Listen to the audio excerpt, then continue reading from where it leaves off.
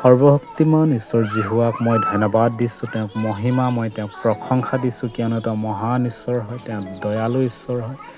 আজিৰ এক সুন্দৰ দিন, সুন্দৰ সময় তেওঁৰ মহিমাৰ অৰ্থে প্ৰভু আমাক দিলে, সেয়ে মই তেওঁক মহিমা, তেওঁক প্ৰশংসা মই দিছোঁ। আজি এই ভিডিঅ'টি মাত্ৰ প্ৰভুৰ মহিমাৰ অৰ্থেহে মই বনাইছোঁ, কিয়নো বিগত যেতিয়া আমি মে', জুন, জুলাই মাহত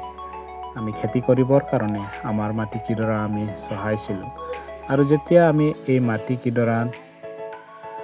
শস্যৰ কাৰণে যেতিয়া আমি প্ৰথমে কঠীয়া স্বৰূপে আমি ইয়াত বীজ লগাই দিছিলোঁ, আৰু এই কঠীয়া দেখিবলৈ ঘাঁহৰ নিচিনাই,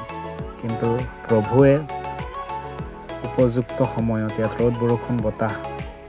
প্ৰদান কৰিলে,